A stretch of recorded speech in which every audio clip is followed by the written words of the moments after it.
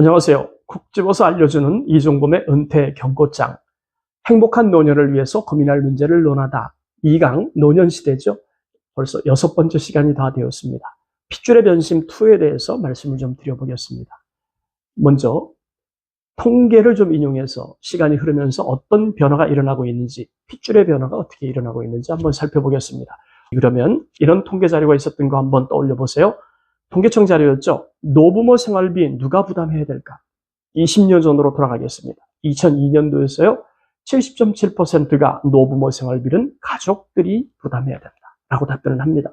저도 동일한 생각입니다. 그런데 불과 8년이 지난 2010년 자료를 보니까 36%만 가족이 부담해야 된다고 답변을 했어요.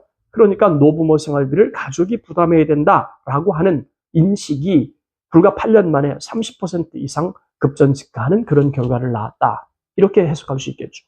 또 하나의 통계를 볼까요? 할아버지 할머니가 가족인가요? 라고 청소년에게 물었습니다. 청소년들 어떻게 답변했을까요?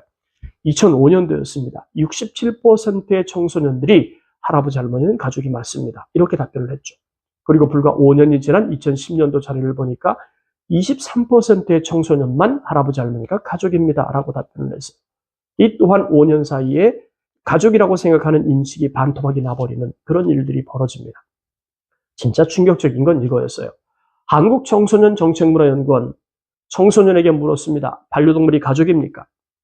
여러분들은 어떻게 생각하십니까? 저도 만약에 이 질문을 제가 받는다면 가족이라고 답변할 겁니다. 우리 청소년들 어떻게 답변했을까요? 2010년 57%가 반려동물이 가족이라는 답변을 내놓습니다.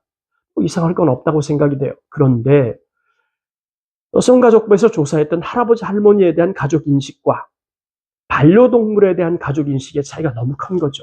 여성가족부에서 할아버지 할머니가 가족이라고 물었던 거에서는 23%의 청소년만 가족이라고 답변한데 반해서 한국청소년정책문화연구원에서 내놓은 자료에 따르면 반려동물이 가족이라고 답변한 청소년들은 57%예요. 그러니까 이것만 봐도 2배의 차이가 나는 겁니다. 그렇다면 이런 오해를 할 수도 있지 않을까요? 청소년들의 눈에 비친 할아버지 할머니는 뭐만도 못한 걸까요? 네, 반려동물보다도 더 가족이 아니라는 그런 인식을 주는 건 아닐까? 저는 이런 생각이 얼핏 들었어요. 물론 모든 청소년들이 그렇다. 절대로 그거 아니죠. 그리고 이 통계가 모든 청소년들을 대변하는 통계도 분명히 아닐 겁니다. 하지만 통계 자료만 가지고 본다면 청소년의 눈에 비친 할아버지 할머니는 자신이 키우는 반려동물보다도 가족이란 느낌이 더 낮은 그런 결과치라고 볼 수 있습니다. 한마디로 정의하면 시간이 흐르면서 세대가 바뀌면서 핏줄에 대한 인식들도 좀 묽어지고 있는 게 아닐까. 조심스럽게 이런 진단을 한번 해보게 되네요. 인천에서 있었던 일인데요. 82세가 넘어간 이 엄마가 치매가 걸렸어요. 이 치매 엄마를 시설에 맡기죠. 그리고 뭔가를 씁니다. 우리 엄마가 신변상에 어떤 일이 벌어지더라도 책임을 묻지 않겠다. 굉장히 위험한 그런 각서. 그리고 딸은 이사를 갔어요. 엄마로부터 영원히 떨어지기 위해서. 그런데 그 엄마는 딸네 집에 가고 싶지만 가보니까 만날 수가 없는 거잖아요. 그래서 어찌어찌하다 하다가 손녀딸과 연결이 됐죠. 전화를 걸었습니다. 손녀딸이 말하기를 할머니는 우리 엄마랑 아무런 사이가 아니다. 이런 충격적인 답변을 듣게 됩니다. 그렇게 말하라고 누가 가르쳤을까요? 그런 생각을 하게 됩니다. 엄마가 가르쳤을까? 그럼 그 엄마는 늙지 않을까? 이런 생각을 해보니까 한숨만 나오는 기사였다는 말씀 좀 드리고 싶습니다. 정리를 해보면 나이가 들어도 존재 가치를 인정받기 위해서 우리 부모들이 뭔가를 좀 해야 될 게 있을 것 같아요. 그게 뭘까? 아무리 곱씹어도 저는 이런 결론을 내리게 됩니다. 돈을 가지고 있어야 된다. 그리고 건강해야 되겠다. 그리고 또 하나, 자녀들에게 의지하지 않고도 소득을 발생시킬 수 있는 나만의 일을 갖는 것들이 결국은 나이가 들어서도 우리 자녀들에게 부모로서의 존재 가치를 끝까지 인정받을 수 있는 방법이지 않을까. 제 짧은 지식으로는 그런 생각을 갖게 됩니다.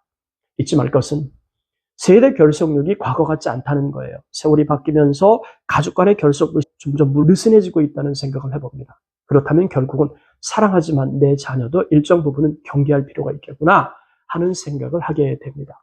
또 하나는 사망하는 그날까지 믿을 수 있는 건 돈과 조금 더 확장하면 배우자라고 인식을 하고 싶어요.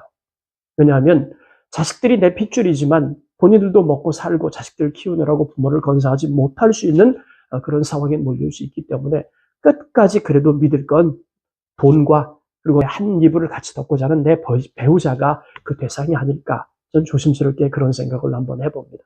이런 말씀을 드리는 제가 마음이 좋지는 않아요.